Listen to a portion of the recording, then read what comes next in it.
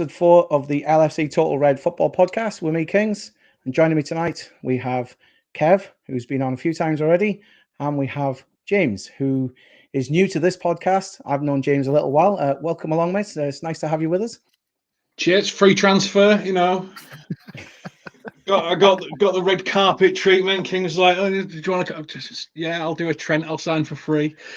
I was going to say, there's not even a signing on fee. You know that, don't you? Yeah, I believe so.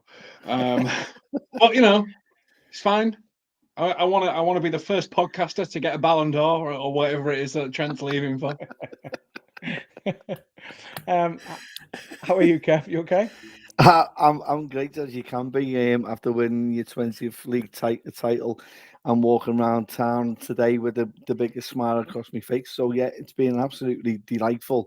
And I'm going to boil everyone's head who's not a Liverpool fan for the next 4, maybe 6 months, maybe for the whole of next season as well. So I was going to say just months, not 4 or 5 years. Exactly. How are you, mate? Are we all good? Yeah. It's been a heavy weekend. I'll be honest with you, and I know I've said this before. It's a Liverpool podcast through and through, but obviously people do know as well. I am my wife's associated with Wrexham Football Club, who got promoted to the Championship on Saturday. So it's been back to back promotions. So it was a very emotional day, to be honest, all round on Saturday, and then this happened on Sunday. It's like, wow, what a weekend. I wish I could have put a bet on, because I'm telling you now, I'd have made thousands if I'd have been able to get that one right. But yeah, it's been a good one. Today, I am going to name drop slightly, but today I've been next to Anfield. And if I can see the cleanup operation, lots of people working hard to get everything back to normal. And I visited Hotel Anfield on Anfield Road, where they do another podcast there. It's the Aldo Meets with John Aldridge.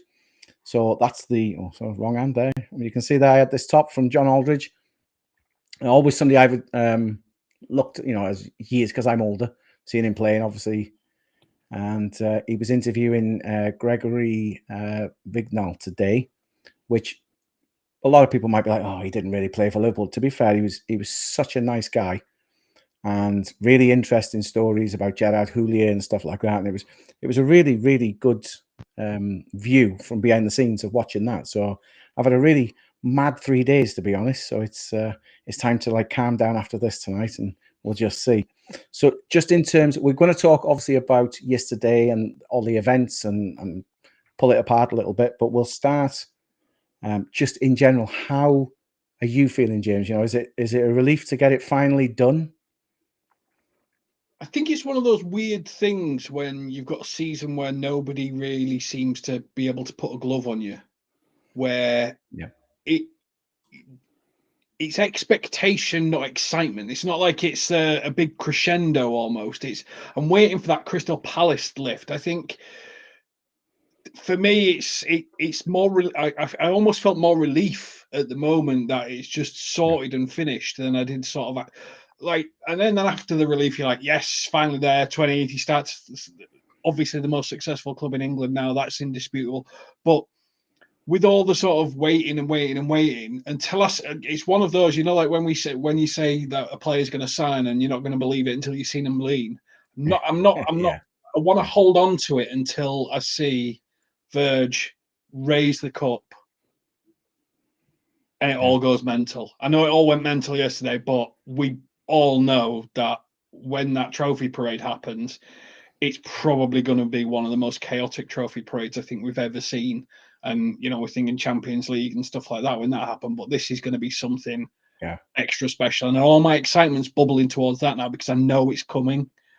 And it's not let's just get it sorted or anything like that. It's done. It's coming, and that's the big thing for me. So I feel a bit more relief than I probably do excitement. I feel more excitement for the day it actually lifts, which is a weird thing to say, but it's just No, that's understandable. To be fair, are you somebody who goes out and celebrates excessively, or you quite reined in? Have you got a sore head? Or are you okay? No, I'm all right. Yeah. I'm not. I used to be a big drinker, but when I stopped playing rugby, I stopped drinking as much. So I wasn't on the sauce like Kev at 11 o'clock and 11:45. I think that first picture of your BMRS, he got sent around. So I'm not too bad. The missus has gone away on holiday with the best mates. So I just got peace, quiet, and a few beers watching it and stuff like that. So might go a bit harder on the trophy parade. To be fair. Fair enough. What? Fair enough, definitely. Pretty. Yeah. Did you start early? I'll be honest. I did. My intention was starting at midday, and then taking it from there. My wife decided to take me to the ground, which, well, not to the ground, but to the pub I was meeting everyone. So that kind of gave me that was kind of beneficial because it's a bit tricky to get to if you don't know. You know what I mean? It's like planes, trains, and automobiles to get to it. So, but no, started early, got in the ground, and then it felt as though, and I still feel as though it's part of a dream. I'm still waiting for someone to wake me up. But I am similar to James. It's until we've got that trophy. I know it got confirmed yesterday, but I need to witness that trophy in our hands and that big podium that they bring out and the confetti going off, and then it'll become more real for me. At the minute, it just feels mad. It feels as though it hasn't happened, but it has in a way. So for me, it's it's emotion wise. Yesterday, I was all over the place, but it was sound, and I wouldn't have it any other way. I knew it was going to be a shocker round the ground. I've spoke to lads after the game and who've seen 12 to 15 league titles and said nothing's ever come close to that. What they've witnessed with the fans outside and stuff like that. I think the only thing I would compare it to was probably 65 when we won the FA Cup. It's probably going to be the closest to that. I wasn't born, by the way, then, but I was going to say that's over my head, that one. But the scenes around the town hall, and with that being the first FA Cup that we'd ever won, the scenes in town were meant to be absolutely chaotic. I spoke to George Scott, one of the Lost Shankly boys who wrote that, and he said he hadn't seen anything like 65, but that yesterday was just unreal. As soon as you walked out, there was towels. I didn't expect that full onness outside the Kop. So, but no, I started early. I tried to be good. Couldn't get an Uber. Took me some for his drink because he deserved it, because he saw us win the league, his only game of the season. So what a game to go to! I have to thank Dave for that, for who I sit next to, who played a big, massive part in that. So I want to thank him. He probably isn't watching, but if he does, thank you ever so much. It means a lot. And then, so the missus picked me up at 11 o'clock outside the Cabbage on Lower Breck Road. So, yeah, good day. She wasn't best pleased. I'd woke her up and she was in bed, and she was in work this morning at 8 o'clock. So, yeah, she wasn't best pleased with me, let's put it that way. But all good. I think I'm going to. Yeah, I'm sure that there was a lot of sore heads this morning. Definitely, there must have been, and still today, probably this afternoon, and everything else. Just looking at the game itself, obviously, they came out with the thing of, if we win this game, or even draw the game, we're going to be champions. Which, that's a great feeling, knowing you're going into that. Obviously, Spurs made lots of changes to their side with an eye on the Cup European games in midweek. And yet they still come out and they took an early lead. I mean, did you think at any point there, lads, that, this could go wrong? Or were you kind of quite confident, just like, it's just a small blip, don't worry about it? James, what did you think? No, I think it was one of those situations where we're masters of this, which is when we've got to do something important, we always go behind first. It just seems to happen. But what, Spurs 16th? Yeah. Like, defensively, I mean, they were worse than when we played them at any other point in the season. To be fair, Yeah. like when they were having Archie Gray as centre backs, they seemed more solid, and they had two centre backs in this one. So no, I don't think there was ever any real worry, because you could see the determination on, like, McAllister. He was not going to let this game go. Like, you could see it all over. Van Dijk wasn't going to let this game go. There seemed to be this, we know that today is the day because we're going to make it today. I think you only needed a draw, and then after we got one, floodgates open. So Yeah. I don't think there was ever any worry. I think it was just we're doing it the hard way again. Was almost the thought when I saw it, but then they just absolutely obliterated them, didn't they? So then it wasn't even the hard way. It was just a procession after that. Yeah. Do you agree with that, Kev? It went in and you think, well, this isn't in the script, but you always had the confidence it was going to turn around. You just knew that there was going to be some kind of slip up in a way, but I felt it was more like poking the bear, and it just woke us up. And I think we needed that. And then, by God, they woke us up and they saw the beast that we are and how good we are and how professional we can be. I always knew, like James probably alluded to, we were going to get chances, we were going to get opportunities. So it wasn't like it was like the 89th minute and they've scored. There was still 3/4 of the game left to go. So I was expecting us to at least equalise and then at least go on to win it. But it done me FPL up because I put Becker in goal instead of Jose Sarr. So cheers Liverpool for not keeping a clean sheet for me. What you ought to seen, Kev, which was absolutely brilliant, was Sky Sports put up a graphic saying Liverpool best defence on corners, only conceded 2 all season. Yes. Cross came in, Solanke, bash, goal. Yeah, I did notice that. It was like, only 2. And I thought, okay, fair enough. And literally the next kick, it went straight in. It was like, thanks so much for that. There's a curse if you need it. Kiss of death. How about yourself, Kings? Did you feel the same at all, or did you think we were always going to concede a goal yesterday? Well, my wife said I was quite calm sitting watching the game. I hadn't got too worked up by it because I was just like, we need to draw. I don't care if it's a draw as long as we get what we need. I would much prefer to win, of course. But it was like, let's just see how it plays out. And when they scored, I was just like, well, that's sod's law, isn't it? Do you know what I mean? And it's an ex-Liverpool player. It's like, of course, this is how it's going to start.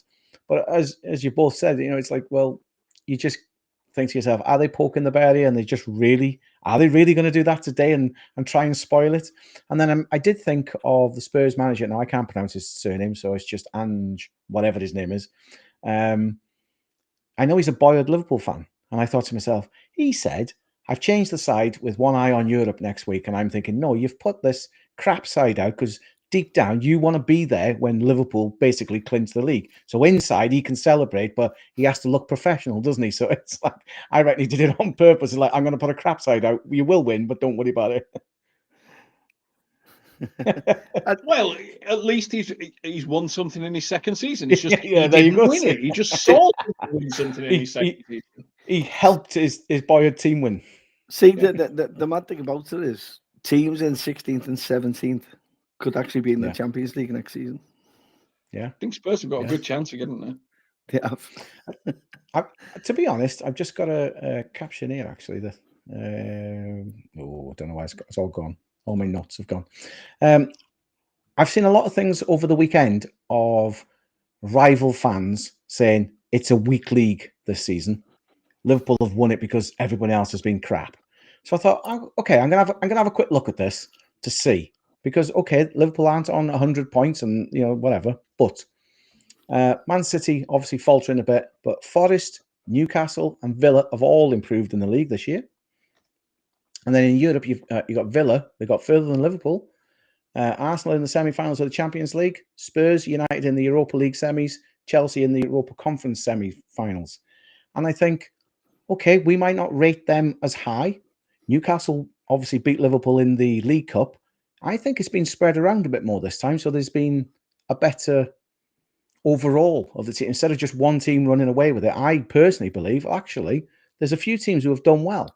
They haven't done well enough in the league to catch Liverpool, but they haven't all been crap over there. So at the end of the day, just because, and I think mainly this has come from them up the road, the Dirty Manx, just trying to put a bit of a downer on it because they haven't won anything. And to be fair, if the other 3 teams at the bottom hadn't have been so bad, they genuinely could have been relegation candidates this year. It's madness.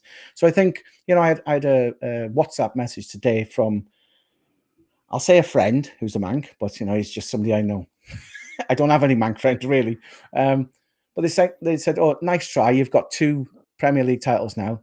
We've got is it 13? So when you've quarters, you know, and it's like, whoa, nice try. If that's the best you can come back with, because it's record equaling obviously 20 each now for top flight titles. If that's the best you can come at us with after winning this, then you've had a really bad season. We all know they have. So I personally think it's been more spread around. But I don't know, how do you guys feel it's been this season for opposition? James, I'll come to you first. So, right. I think the problem everyone's got is the primary club chasing us is Arsenal. And Arsenal, as they were putting on Sky Sports today, of the top 5 worst chased teams, so the lowest second place total, Arsenal have got 3 of them, and they're on track for a 4th of the worst second place finish. So the lowest points total, and that's what makes it non-competitive. It's not that Liverpool is so good. You know, this isn't the greatest Liverpool side of all time. I'm not going to say that it is. I'm not. You know, part of me's gutted Bobby Firmino isn't dancing with all the fans because he'd have had a great time last night. But Arsenal are not up to standard to challenge effectively. And that's what everyone's actually got to realise. This is not a Liverpool problem. This is an Arsenal problem because they're not strong enough to compete. Then you look below Arsenal. And if it was Man City chasing us, it'd be exciting because they actually have the capability to chase a team down. Arsenal don't. But when you look below that for this Premier League season, when you look from 3rd to 8th, you know, you can even include Fulham, probably 3rd to 7th. Yeah. That is the most competitive Premier League top 4 race I have ever seen, because Newcastle are 3rd at the moment. They were 7th. Like Villa are 7th. They could finish in it. Nottingham Forest, 3rd all season, on track for 2nd, and now 6th. It is the most competitively spread top 4 race of all time. Yeah. The only team in that top half of the season, teams that haven't played their role fully, is Arsenal. So does that make it uncompetitive because Arsenal haven't had the ability to challenge Liverpool? Arsenal haven't had the competitive spirit, and they'll blame injuries, stuff like that, whereas the first to go get over it and stuff like that. Even their players say get over it. So you can't use injuries as an excuse. You're either competitive or you're not. They're not competitive. Therefore, they haven't made this league competitive because they can't compete with us. That's not our fault. And if they want to be competitive, sign a bloody striker. We've all said it for about 4 years. Just bloody sign one. Any striker that isn't a 10, and you might be able to compete. Next year, it's going to be Liverpool, and it's going to be Man City, and it's going to be Newcastle going at it. I don't think Arsenal will be in it because they just seem to make the same mistake on repeat every year. And we will see a more competitive title race. And I think we will see the same level of competition for top 5, top 4, top 5, depending on what it is again. So, yeah, I think when people say stuff like that, they're just like, oh, well, we don't care about it. Well, I don't care if you don't care about it. I care about it. I care about us being the most successful Premier League team in history. It means something to me. I don't care if it doesn't mean anything to you. Like, that's fair. It doesn't change my day. Like, I don't go around thinking, oh, I wonder how Steve feels about this. Couldn't care less. I care what it means to me, and we're the most successful club in Premier League history. No ifs, no buts. Everything that they've got, we match, apart from areas we surpass. Most successful club. And when we get 21 next year, oh, that's going to be a bad day for a lot of fans, isn't it? Because I genuinely, now we've got Salah and Van Dijk locked down, back-to-back is not a bad conversation to be having, because Man City is still transitioning. Newcastle, I think, if they can keep Isaac, will compete. That's what we should be talking about now, and people won't like that. But yeah, I don't care what Steve the Mank thinks. I don't care what Arsenal fans think. It really doesn't matter, because if all you can try and do is bring unhappiness to others, is that really where you are with your life? That the only joy you can get is trying to make someone else feel unhappy? Jesus Christ, grow up. That's basically how I see it, which is a bit of a rant and a bit of a long way around it, but yeah. No, that's not a rant, James. That is why we signed you up for the LFC Total Red podcast. That's why this transfer happened, so we could get talks like that on here. Kev, do you kind of agree? You know, it is a bit spread out, or, you know, is it just Arsenal that's the problem and they're just trying to, you know, the opposition fans will always try and downplay somebody else in winning, whether it's the Mickey Mouse. I never called it a Mickey Mouse Cup when Newcastle won. They were better on the day at the end. I mean, you were there, and it's like they were better on the day. They deserved it. I didn't go out there and, you come turn the TV off and think, oh, it's a Mickey Mouse Cup. I'm not bothered, which other teams' fans will do with this. They'll rubbish it just because it makes them feel better. As James was saying, it's like, I don't care what they think. At the end of the day, my team's won the Premier League. I'm as happy as. So do you kind of understand where James is coming from with all this? Absolutely, 100%. Liverpool were the only team this season that actually kept up their part of the bargain, which has been the most consistent team in this league. No other team has been consistent. And why is that? It's because you've got the middle teams from about 5th down to about 11th to be a bit more competitive. And you've got teams that, like Nottingham Forest, have actually scouted and brought in players and about them and a system at the start of the season to go to third in the league. I couldn't care less about anyone else. It doesn't bother me, because the thing you can't downplay this is that it's over 9 months. It's not a cup competition where it's down to luck. The luck that you have when you're going for the title is to be playing teams out of form, to be kind of lucky with certain injuries, but being able to have a squad that adapts and do that. What you see with Liverpool is you've seen a title winning side. Every time anything's happened, we've lost Alisson, we've lost Kanate, we've lost Trent, not just once, but twice, maybe more. We've had inconsistent forwards in and out of form. And the sole onus has been on Salah, and Salah's part of that. You need a striker who's going to score your goals. We've got that, and he's assisted at the same time. What you then see is you see a team that goes down to 10 men, and everyone thinks, right, we're going to lose. They don't. They go on and get a draw. Yeah. They're getting beat against Brighton within 2 minutes. They're back to 2-1. So there's times and there's elements within the season that you see Liverpool being a championship side and showing the side how to be a champion winning side. Luck is always on the way. No one, you can't be that deluded to think that, well, Liverpool should wait to play Arsenal when they've got the best team out. You don't. You hope to catch them out of form so that when you play them, you're playing them at the right time. And that's what has actually happened this season. Injuries are part of the game. It's how you adapt to that. And that's not the only reason. You've also got, how long have we heard that Rodgers the reason, the only reason that Man City haven't won, haven't been to be competitive this season? We've heard it from as soon as he left. He was out injured. So they've already got the excuses in the bank. So you can't downplay it. If you look at the trajectory of what Liverpool are on and the points that they're going to get, it's similar to what Man City have won it in the last 3 seasons. So this downplaying this is not down to us. Liverpool kept their part of the bargain. Blame the middle teams being more competitive and showing the certain players that play for Forest, the certain players that play for Newcastle, the certain players that play for Villa, that everyone's got, and all the top clubs, Bournemouth as well, that you go, wow, if we take a couple of them, and you'll see them fall away. You'll see Bournemouth possibly fall away because either the manager's going to be taken and scouted away, or 3 of the players, they're going to lose 3 of the best players. Semenyo, Houston, and Kirkes are the 3 that potentially may go. So you're going to see a downfall in them. You'll see a trajectory from them. We can't. That's not Liverpool's fault. That's nothing to do with us. That's down to everyone else. Now you can't downplay a league because anyone who wins the league shows that you're the most consistent side. We've only lost 2 games. We've won 25. Yeah, it's not like the Invincibles where they relied heavily on draws. This team has actually gone out there and have played and have shown at times how a championship team should win. Going down to 10 men, coming back and win, going through adversity, have a number of players who have, if you look at our match stats now, I'm pretty sure there's about 3 or 4 who've got over 10 goals this season already, apart from Mo Salah. And that's what you need. We've got a collective, we've got a better squad that can handle it.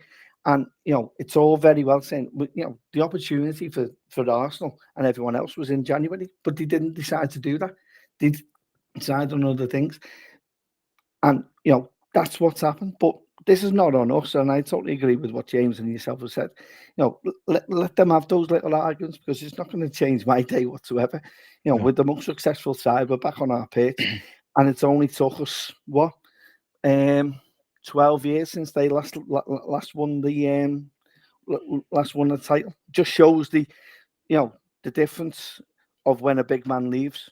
When Ferguson left, he left the team with an old aging squad. Could have signed Lewandowski, ended up signing Van Persie because it was all about him, and got narcissistical in his last season. So the team was old. Leaves Moyes with nothing. You look at what Klopp's left.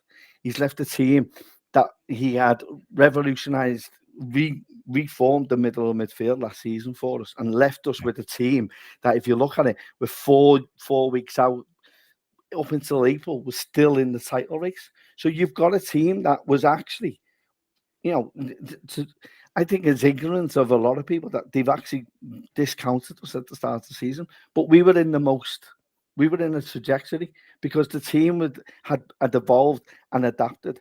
And everyone was saying, "How you got McAllister, you got Gravenberch, you got Slobosly, how's that going to work?" But then you see the little tweaks in the different formation this season, and he's already got leaders in there who've won the league before. So it was with hindsight, it should have been inevitable that Liverpool were in a better position to challenge than what Arsenal did. I've always said that Arsenal's problem is the squad depth. If you lose a few of their injuries to the main players, which never happened last season, as soon as you get those injuries, they haven't got a squad that's deep enough to actually compete. And that's where you've seen them flounder and falter this season. They're crying out for a striker. They've ended up at times with Marino, who's a midfielder, Sterling, and Havertz, who I still don't know to this day if he's a forward, a midfielder, a defender, a cleaner. I don't know what he is, but that's what you're left with. And that's, in essence, that's not our fault. So I'm just going to sit in and just enjoy being the most successful side. And again, I agree with Dingo. We should have a conversation about being back to back, and we shouldn't be scared to have that kind of conversation, because we are the best team in the land, and the most consistent team. So we should be having those conversations and not be scared to. Yeah. One little thing. Yeah, go on. Right. The most boring season ever, supposedly, right? Think about the significance to Newcastle. First trophy in 70 years. Yeah. Nottingham Forest potentially getting top 4. Us winning our 20th title. And let's just say, just for argument's sake, Arsenal win the Champions League for the first time in their club's history. Is that a boring season of the same thing happening on repeat? And what is more significant for each of these clubs? Like, there are many people that would argue if Arsenal win the Champions League, it's more significant than us winning our 20th league title. And that is a fair thing to say, because we've won 20, they've never won anything for their club history, probably is more significant. Yeah. You could say Newcastle winning a League Cup because they've never won anything in someone's lifetime is more significant to the fans than us winning our second league title in 5 years. And that is a fair argument to have. I think if it was 21, I'd be arguing a little bit harder the other way. But there's arguments to be had here across Nottingham Forest getting back in the Champions League. There's arguments to be had here that there is some very significant changes happening within our league and within these clubs.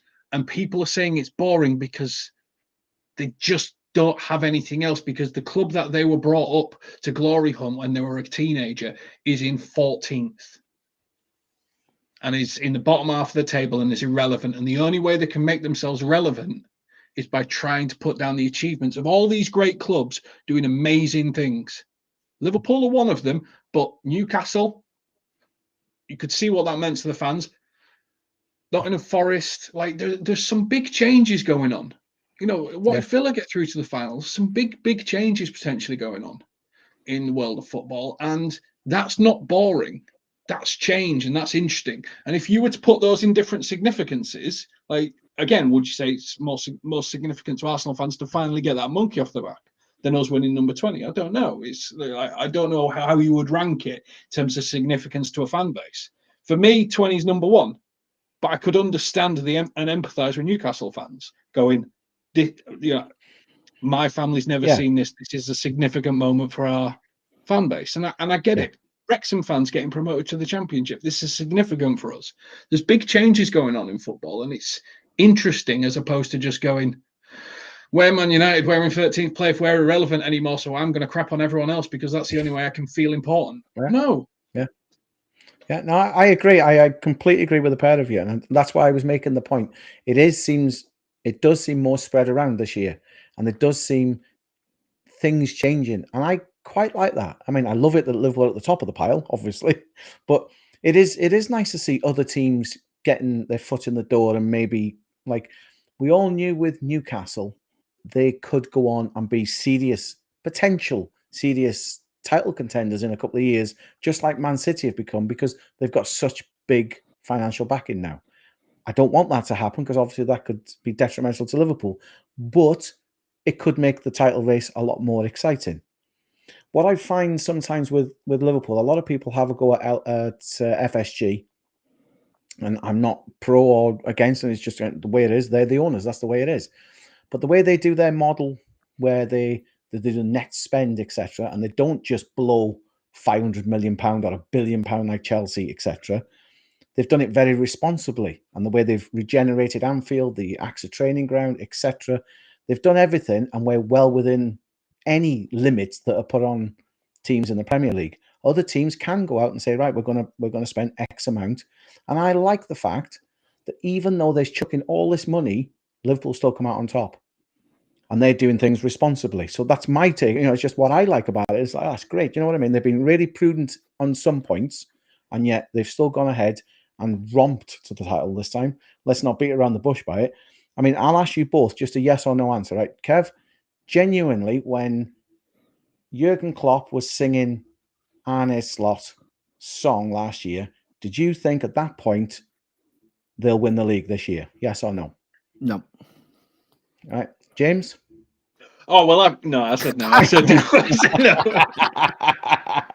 I mean, and neither did I. He's the only one that says yes, but he says yes every year. Yeah, he does. And the reason I ask it like that is because, of course, when he's coming in as a new manager, it's very rare a manager comes into a successful side. Like you were saying about when Alex Ferguson stepped down, it was an old aging side. To be honest, David Moyes didn't have a chance, really, because it was decrepit from the start, and the way they gave him such a long contract, which was ridiculous, but he was always going to struggle to fill them boots. It's just the way it is. And most of the time, in any league, really, you normally get a job in football if the manager before has been crap, got the sack, and they're like, right, we need a new manager bounce, we're going to start again, etc., new plan. That's majority of the time, isn't it? It's never you come into a side that's just won the league and somebody walks out. Okay, Liverpool didn't win the league, but they had a fantastic side. And when they didn't make any signs apart from Chiesa, I was a bit like, wow, nothing? Let's see how this goes. And I was thinking maybe top four. That's my genuine thing. I thought if we get top four, I'll be quite happy with that because it keeps you in the Champions League, keeps the extra revenue coming in, and attracts maybe a different type of player than if you're out of the Champions League. I never in my wildest dreams thought we're going to win the league in his first year. And yet, I mean, look, he's instant hero. And I know he's given credit to Jurgen Klopp and he said, oh, we do talk, etc. And he left such a good side. And you've said that, it was primed, ready. And all he's done is tweak. Salah said yesterday, he's tweaked my game that maybe I don't defend as much. And, because he's getting older at the end of the day. And so he's tweaked his game to suit him better now that he stays further up the field. He's created a lot more chances. And it's the little things like that he's put in place that's made this possible, obviously. And to be fair to the guy, he's so unassuming as well. He stands on the sidelines, and most of the time he doesn't seem to get that animated. The odd few times he's lost his rag. But, I mean, I could never have imagined this, to be honest. And Kev, you watch them week in, week out as a season ticket holder. I mean, you've seen the side evolve probably more than most because you watch it live there. Are you surprised, in a way, how easily he's tweaked the side and they've gone on to win the league? At first, yeah. But then I've looked back this last week of his first press conference. Yeah. And I think I was on with James at the time. I may have been on with yourself, Kings, as well. And he talks about where the starting point, which is the actual amount of points he actually was looking at. And I said at the time, I'm made up with that. But then now looking back on it, he saw that as right. Well, this is where we are, and Yeah. that's my starting point, and I'm going to exceed that. I was expecting them to be within 10 points of what we got last season. I thought that would have been a good first season. We'll be in the top 4. But it's like what you hear from. It's the little snippets we're hearing now from Mo. Obviously, as a striker, you'd be delighted to turn around to a manager and say, "Look, just listen to me. I won't Yeah. defend, but I will score your goals at the top end." At the top end, and there's elation when he was talking about that. But then it then shows the management of Slot in the fact that he actually managed that situation and went, all right, then Yeah. sound. And it's very rarely do you see a manager come in and not being narcissistical with the team. So, putting a stamp on it, either immediately or in the January window. What he's done is allowed himself to have a setback and manage and coach the team and coach certain players, such as Ryan Gravenberch, to be playing in a certain position for him because he didn't get the person he wanted. And he is the closest he's got at the club who can do that. To have that mindset to take a step back and reflect on what's been left here to a degree that it allows him to look at the whole 38 game season plus Champions League games and to have accomplished what he's done just shows the magnitude of the man and how he is a coach and how he's devised his team to a degree the way he wants. And it also gives the respect that the players have got for the new manager to come in and to show him and change from a mindset of someone like Klopp and allow someone else who's outside to come in and allow them to adapt. And that's the biggest accomplishment you can make. And to have the leaders in that team to turn around and have the respect, because as a Dutchman, he is going to be straightforward. He is going to be at times going to be harsh with a lot of what he's saying, but they've taken that on, and to have that kind of attitude from the man, from a player's point of view, as well as the manager, just shows how good the relationship is. And I think what's been hard is that you've got someone who's very calm, methodical, doesn't want to get too carried away until it comes to a point where I can do that. So seeing him in the Liverpool top dancing to One Kiss is just unbelievable yesterday. And thankfully I've got that on video. But then we've had to have a buy-in as well as fans, because we've had to change our approach, because it's usually full throttle and we don't have to be involved as much. This season, you've noticed that it's taken us time to adapt to the new style as well, because it is slow. I'm not gonna lie, it takes time, especially on a Sunday or an early kickoff, and you're sitting there and you're thinking, oh my God. And you've got to get the momentum going, and it can be difficult. But look what's been accomplished, and it's been everyone aligning together. And I've always said, if you have everyone from the top to the bottom aligned, you have more likelihood of success than what you do with fractures. And that was always going to be a possibility when you lose someone like Klopp. But the mindset of the squad has actually not allowed that to happen, and has allowed to evolve and adapt to a new manager's philosophy. I think also what helps is having a medical staff that actually know how to do medical stuff. So that kind of helps with the little prolonged injuries as well.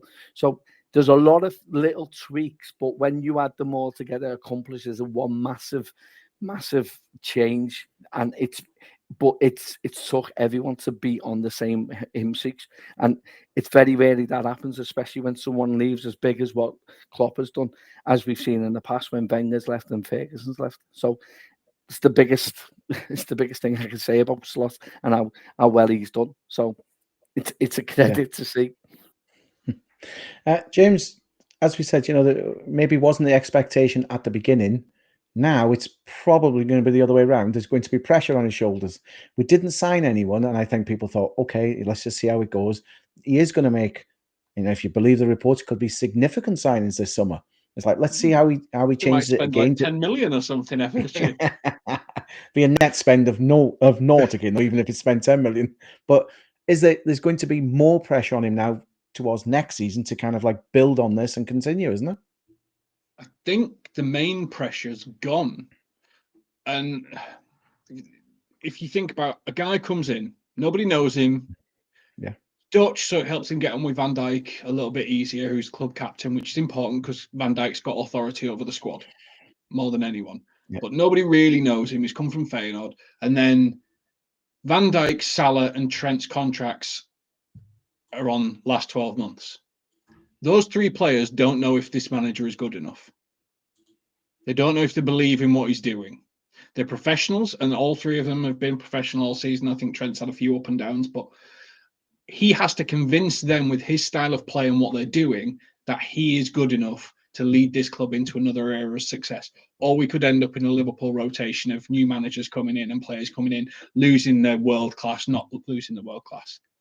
In the end, his coaching, his ability, and yes, the money that FSG stumped up to pay the contracts, whatever that may be, has kept the two most crucial in my view, which is Van Dijk and Salah. Yeah. Trent, I think, is important, but Bradley is coming through brilliantly. So I think he's the only one with a natural replacement. You've got nobody really that can replace Salah because you can't have a number two who never plays. That's good enough because obviously Salah plays every minute. Same for Van Dijk. Not only does he get those contracts signed with the help of Liverpool, they're committed for the next 2 years to try and win things. And it is a very un-Liverpool thing to have older players that are going to be staying for a while. He's worked out a philosophy on how to get the most out of Van Dijk. He's worked out a philosophy to get the most out of Salah, and everyone else seems to do most of the running for them.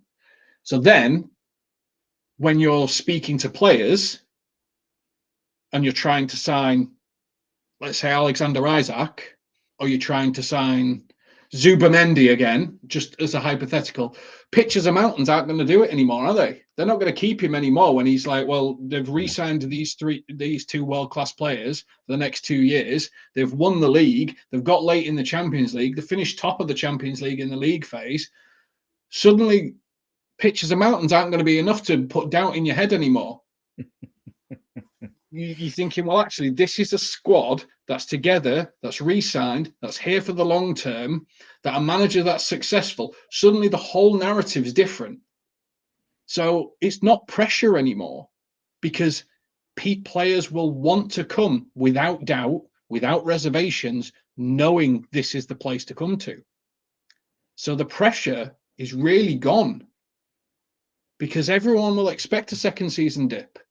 People will talk about back-to-back, but you've signed the most important players to be able to sign any other player in world football if you want to go after them. Because you've got Salah nailed down and you've got Van Dijk nailed down and you've got a manager who can win leagues. So where's the pressure when you're trying to sign a player now? It's not the same. And that's a big deal. And I don't think people realise how big a deal that is once the Salah and Van Dijk contracts are announced, which they have been. Suddenly you start speaking to players and Pictures of Mountains ain't going to do shit anymore. No, because they'll be like, I'm going to win things at this club. Yeah. That's and the Shankly Paisley comparables will continue as we move forward because the loud man has gone, left brilliance, and the quiet man's come in and carried on. And if we sign one or two more players and we win another set of trophies, that comparable will be nailed down. And it's exciting. This is the thing. It's exciting because we're going into a transfer window with people saying we're going to spend significant money, maybe 25 million. Significant to FSG, that. It would be significant to me if someone gave it to me. Where we might actually sign some players and there's nothing that these players can turn around and go, but what if? It's all gone. There's no what ifs anymore. Yeah. They've got the answers. They can feel confident. They can feel comfortable. And that to me is a really big deal. And I think it's going to have a massive impact. So I would be, if I was Slot, excited now. Because I've got nothing to prove and everything to gain. The good thing he's got in this transfer window as well, which is what money. Well, as well as that, he's also got the saying of you're signing for the most successful club in England. Mm. Yeah. Who've just won the Premier League. So a canter. Exactly. And just by saying that will just ease I agree with everything that James has said, by the way, and I couldn't say any better, eloquently better myself. But that's what he's done now. He's got that monkey off the back, and straight away immediately, and he's put himself on the front foot, and quite rightly so. And you got the club in a great place now, and especially get equal in what Manchester United have done, and it being reverberated around yesterday by all the commentators that Liverpool are the biggest team in Liverpool in England. That just that just feeds into your transfer window straight away. And if you're saying that you're coming to the league champions and the most successful club, everyone will then go, "Wow, you win trophies. I'm coming to you." And that's where that's where that's what we should be saying. And that's how you deal with your transfer windows. Being said for you, just get them to look at what Gary Neville said and all the media coverage yesterday. Liverpool are back on the pitch, and there's a reason why, and how significant it is. And he's asking for things to change because it should be shaking Old Trafford at the minute because of what's happened yesterday. So it is significant, but he's in a great place at the minute, and good luck to him. I hope he wins. He's getting extended contract straight away. So Richard Hughes has done something else, so that'll be good. So that's 3 contracts he's done. Let's hope it's a 4th with Trent. Yeah. Because I don't think yesterday. I think yesterday, the last couple of days, what was made up about, just going off tangent, is the way the Klopp and the fans were with Trent yesterday. I thought it was impeccable, and it was great to see that the actual club took everything aside and realised that, look, we've just won. Let's just celebrate as we should. He was a bit reluctant to go forward, but quite rightly so. Do you know what I mean? But at the end of the day, if he saw what he saw yesterday, I don't think he gets that in Madrid. Honestly, no one does it like we do. Do you know what I mean? But that's just me. You know what I mean? I'm looking through red blinkered glasses when I say that, but I don't think he can. But if he does go, he does go. But we'll always have. But I hope he comes out this week and just mans it up a little bit, because it's won now. I get why he hasn't said it before the league's won, but the league's won now. It's done. Just come out and just own it now, and just let the fans know. Either way, it doesn't matter now. Do you know what I mean? Yeah, this is it. Now, I did say at the top of the show that we were going to talk about the game and the goals, etc. And I'll be honest, it's not a problem, because I mean, if you're a Liverpool fan, you've seen the goals enough times on the telly already. McAllister's cracking goal, Gakpo, So I'm going to pick out some other bits instead. Obviously, Salah has been quite in the news, showing pictures of selfies, running and getting the camera and doing that. Just showed to me how at ease he is straight away. He signed his deal now. It's all been done. And he's back playing football. They're just about to win the league. And it's like, he's come up with this idea. I think it was I don't think it was a member of the public, was it? It was a member of the backroom team or something, just passed him the phone. So it was pre-planned. It must have been, because it was a Google Pixel phone, and nobody's got a Google Pixel phone, and they're the sponsors of Liverpool. Yeah, I was just going to say. It must be part of his contract that he gets a Google Pixel terms and conditions, and it was far too nice and clean a phone that for that. just the I don't know, the confidence literally to be like, right, I'm going to run to the crowd though, and I'm going to do this halfway through a match type thing. It's bonkers. You don't see that kind of thing, but it just showed maybe now it's there for everyone to see the love for the club and the way he was enjoying the day and the way he was afterwards expressing, this is, yes, he's won a medal before, but because it was in COVID pandemic, I mean, this is the best ever for him. He was like, this is brilliant. So just to see that, it was fantastic, wasn't it, James?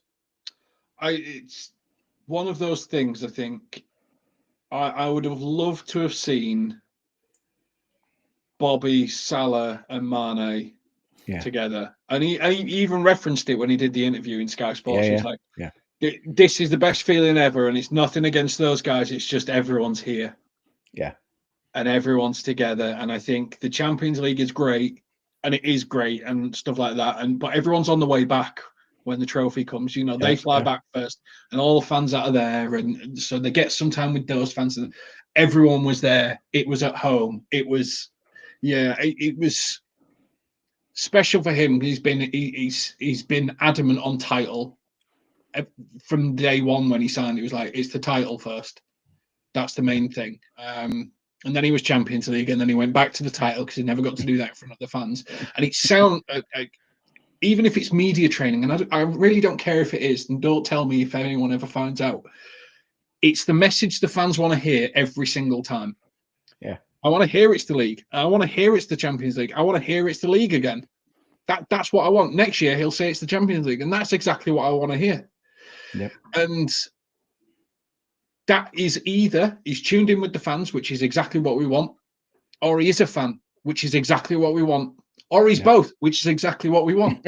I think you don't spend 10 years at a club, which is what he's going to be at, in a, 13 to 15-year career, and it not be everything that is ingrained in you. Yeah. So, all-time Premier League 11, easy. All-time Liverpool 11, easy. I think so now. Yeah. 2 league titles. And fourth. I think he's fourth now. And one more assist or one more goal, and he's the top goal and assist in a season. Even in a 42-game season, I think he has created a history for himself in this city. I think he's created cultural acceptance in this city, which is significant, and I think means a lot to him as well.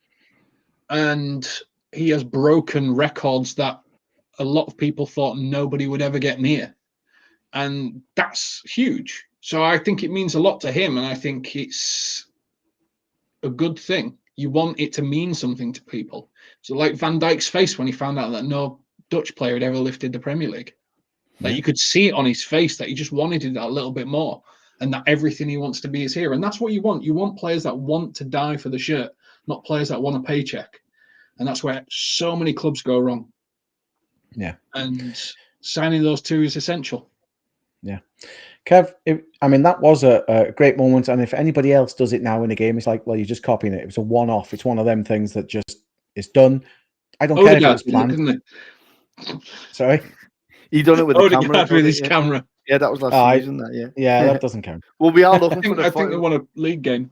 Yeah, we're looking for a photographer for our parade. So Odegaard should be up for the for that. Like, you were obviously, like I said, you were at the ground when they started singing "You'll Never Walk Alone" at the end. You know, I'm sure. I'm not saying you personally, but I'm sure there was grown men and women in that crowd who were shedding a tear because this was such a big thing. Because the last time there was no fans in there. So it's like 1990 since this happened before, in front of the fans. Such a huge outpouring of love and affection for these players, for the new manager, for the old manager, just the whole thing. It was just a magical time for the fans to be there, wasn't it? It was emotional carnage for me and for a lot of people, because I got the luckiest task of taking my son. Now, my dad passed away when I was 14. He never took me to a game. I used to go with my uncle. And that was because my dad had heart problems and he didn't want to take me because I always wanted to go in the Cop, and he was reluctant to be around big crowds, and I got it. So I used to go with that. So yesterday, I was standing next to my son when the referee blew at full time, and when "You Never Walk Alone" came on. A lot of emotion came over me.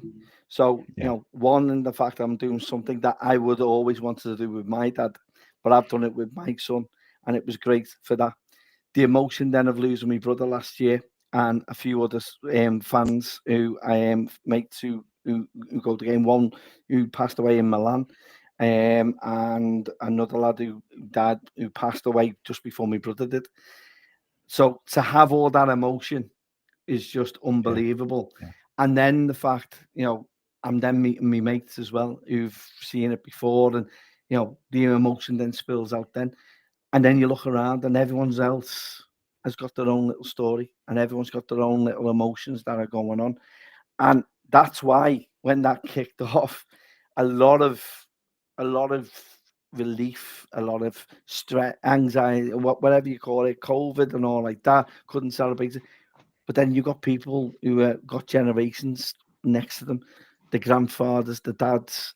You know what I mean? It's the whole emotion of winning a title, and over that 9-month period, and however long it's been, and the travesties, the people that would have been there if they were still here. You know, Yeah. there's a lot of emotion that went on yesterday, and it will continue even when we get the trophy parade as well. So even when we lift the trophy, it's going to come back again. It's going to come back again on the parade as well. So there's still a lot of emotion that everyone's going to have, and it's great to see.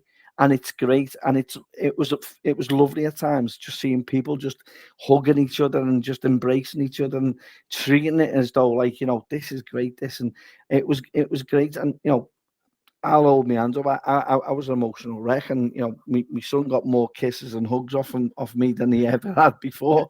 So you know, but that's not a bad thing. That's not a bad thing in life. No. But it's great to have the elation, and it's Yeah. great to have the emotion and being stood there at that time and having that opportunity to do that. I know a lot never, and I haven't got that opportunity to do, but to have that is just, that was like better than when he was born. Do you know what I mean? So, you know, I've that's another bucket list done with my son kind of thing. Now he's asking for champions. Like the younger generation, oh my God. You see, they've never had it so good. So can you imagine if you're in that younger generation now of 18, 19, now 20, 24 maybe? The last 8 years of this club has been unbelievable. And to expect, and the expectation should have been a bit of a dip, and it hasn't. It's gone on again, and you're just thinking, wait there, they haven't got a Hodgson area to worry about, or a Houllier area, or you know what I mean, or you know, a joint, you know, a joint managers, you know what I mean. Maybe we'll sign Milan, you know, Jovanovic, Joe Cole on a free transfer. Exactly. Do you know what I mean? And you know, you can tell that aged me a lot because I'm only 21. But you know, it's going through those eras that are traumatic. And I told my son this is the start of last season. Don't expect us to be at this level, and it's gone totally in my face. Do you know what I mean? So you know, it's mad. We don't usually do this, and I've said that all the way. I've said it to my son. 2016 pre-season game at Wembley. We're playing Barcelona. We win 4-0. And I went, we don't usually do this, mate. Don't be taking this as a normal thing to do. And what do? We go and beat them 4-0 3 years later at Anfield. It's mad. And this younger generation have probably got what the generation when Shankly and Paisley started from the early 60s to like, you know, it feels though it could be another 30-year domination, and I hopefully, fingers crossed, it is. But a lot of emotion came out yesterday, and you know, a lot more to come, and I think a lot of people are going to feel that. It's a lot of things. It's the fact that we've won. It's the fact that I didn't think I'd see it. And then that song, no matter how many times you hear it, will hit you at significant moments. It's hit me at significant moments in my life in different parts apart away from football. But every time it comes on and it means something, I get teary-eyed, and my missus doesn't like it because she says you only cry when it's a football. So yeah, what can I do? Before we round up the end of the show, the last thing I noticed, I want to talk about Arne Slot himself. Obviously, he came out, spoke to the fans, etc., and that was great. You know, it's like he's got so much to celebrate in his first season. It's like what he's achieved is phenomenal, to be fair. And the way everybody was on the pitch, it was really good to see. And then he starts singing to Jurgen Klopp or to the fans, you know, about Jurgen Klopp, which reciprocated what Jurgen Klopp did for him 12 months ago, or less than 12 months ago, to be honest. That's the thing. He did this last May. It's like in less than 12 months, we've got a new manager who's come in, won the league, and he's now singing the song back to him. They do say they keep in touch, and I'm sure Jurgen's come out and said he didn't want to turn up at Anfield and maybe put any pressure on the players until it was done. So I don't know about the Arsenal game, but I fully expect him to be a guest there at the Crystal Palace game when they lift the trophy. And we've talked before on the show about, you know, him being at the parade. He said he'd rather be with the fans somewhere. He's going to be with Kev, I think, and his beers. He's not going to be on the bus. I'm sure you wouldn't show with thousands of others to be your best friend straight away as well. But then goes to the cop and he does the fist bumping that Klopp used to do. And he said he's not going to do that all the time, but I think it came out as a fantastic way to maybe come full circle from one to the other. And it's like, right, won the league. He's paid his tributes and everything now, which was great. And in a way, next season when he's got his new players in, he'll start fresh with his way, I suppose, or more of his way. But it was a good way to come full circle, wasn't it, James? I think, yeah, it shows a man that's not a narcissist, that's not got narcissistic tendencies. It's not all about me. It's not me. It's like, I will appreciate what other people did to get us here. Great leaders acknowledge other people's achievements, and he acknowledges that Klopp built the squad as it is. He managed that squad to win the title. Both deserve praise for it, and I think it's really good to see someone that's not like it's about me, it's about us, it's about we, it's about the collective. Everyone is together, because that's what you want to see in a Liverpool manager. You want to see a Liverpool manager that knows it's bigger than himself, and that it's all different component parts make up the whole. And don't just say it in the shitty interview way. Demonstrate it in ways that actually we understand that this is what the fans want. And I think that's the biggest opportunity Slot's had to really sort of say and not be political a little bit in his answers, because he's always been put under pressure of the cloud of Klopp. And I think for him to have the strength of character to go, I will recognise what this man has done in getting us here, and us being us as the fans, us as the players, me as a manager, everyone, because he set everything up in the right way, is a very emotionally intelligent man.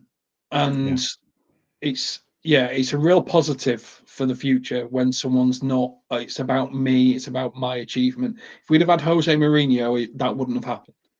Yeah, of course. As an example of someone who is very sort of insular in terms of how they need to be successful. And that's not a bad thing for a lot of clubs. It's really successful for a lot of clubs. But to be successful at Liverpool, you need to understand that everyone plays a part, from fans to dinner ladies to players to previous managers to club legends. And Slot seems to have understood that and demonstrated it in the perfect way at the perfect time. So no complaints, really happy, really sort of gives me a lot more excitement for next season. Because it's just another demonstration of someone that's so emotionally intelligent that actually he understands these fans, and he's getting another opportunity to demonstrate how much he understands us. Yeah, do you agree with that, Kev? Because I mean, when he was appointed, I think a lot of fans were just like, "Mate, if they pretended and said, oh, we know all about him," there'd be very few that watched maybe Feyenoord and PSV battle it out in the Dutch leagues. It's kind of like he come as a bit of an unknown, really, and then people scrambling around going, "Oh yeah, I've seen this, I've seen that." It's like, well, there wasn't a lot on him really to make us think he could be this good and this humble, to be honest, at the same time. So, do you agree with what James has said about him? 100%. You look at Feyenoord as a club; it mirrors to what Liverpool is as a port. Yeah, He has got the ethos and the ethics of what Bill Shankly built this club on.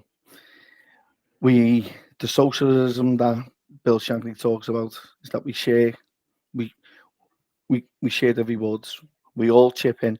We all share the rewards. It's the way I see life. It's the way I see football. And he has got that ethos. He has come in and he has made it not about him. He's made it about the team. He's made it about it's Jurgen's team as well. He's mindful of that. He knows the ethos of this club.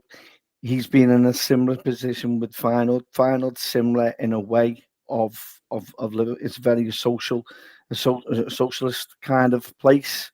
They're very passionate about the football. So it mirrors where he was come from, but on a larger scale.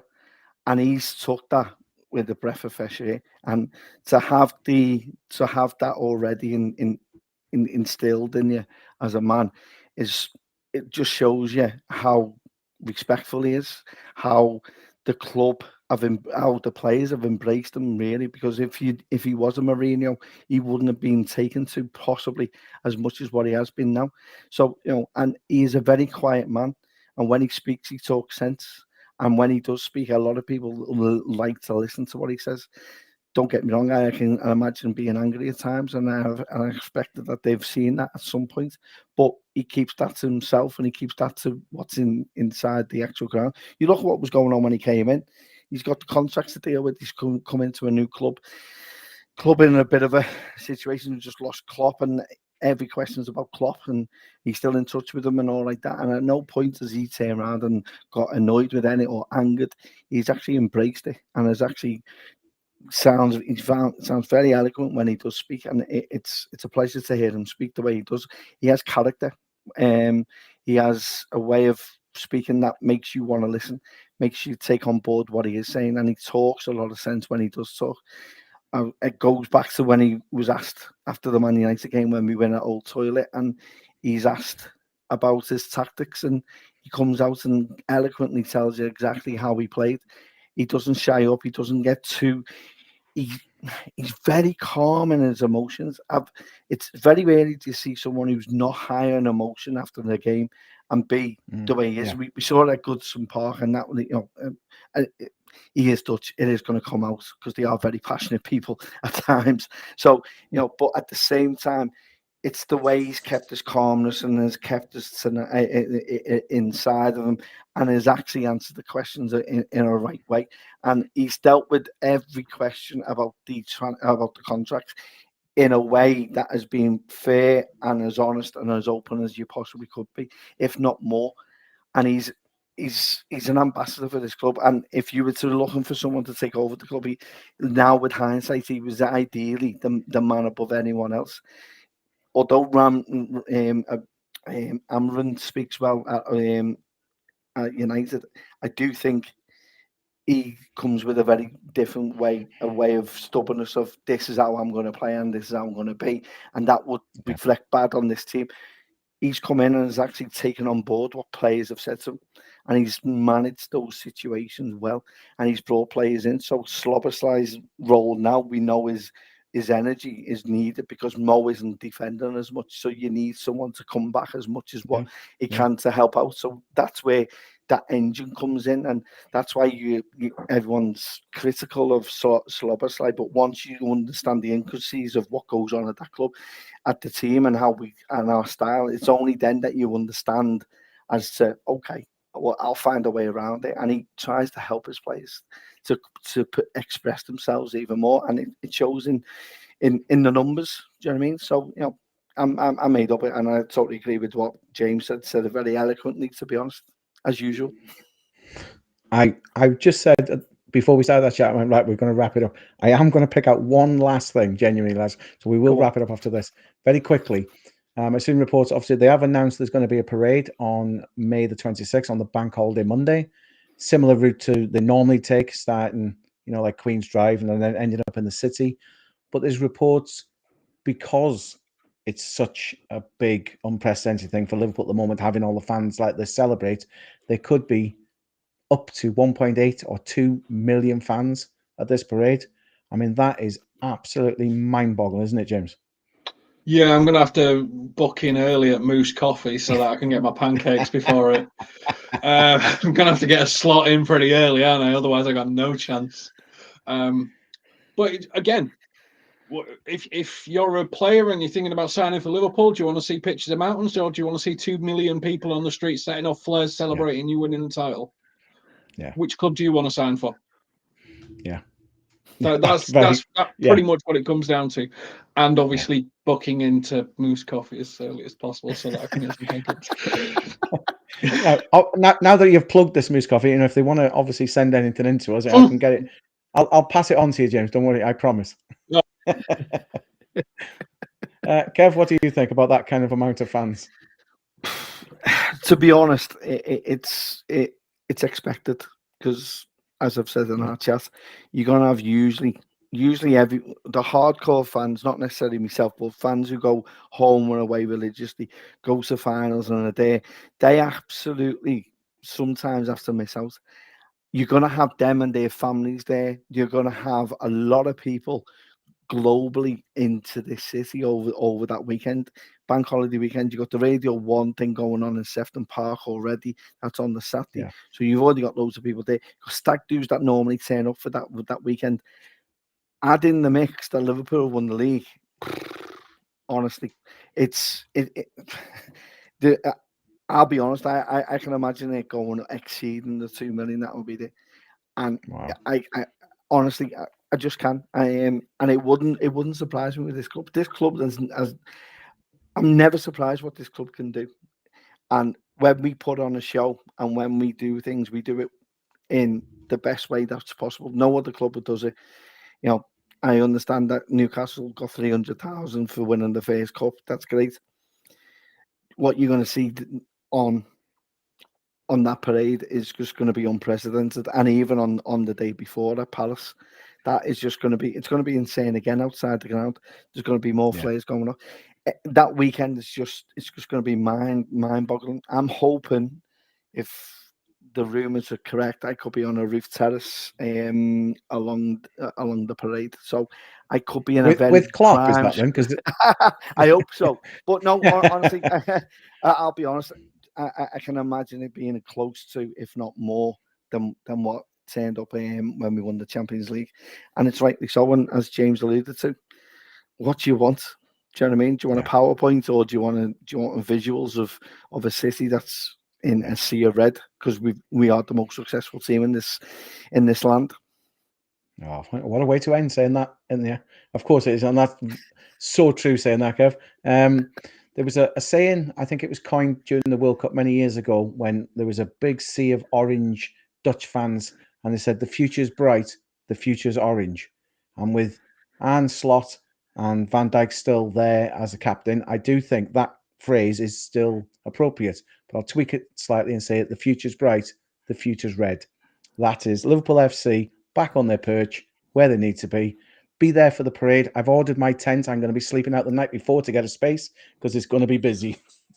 But I want to say thank you so much for joining us on the LFC Total Red Football Podcast, episode 4, talking about Liverpool's 20th league title triumph.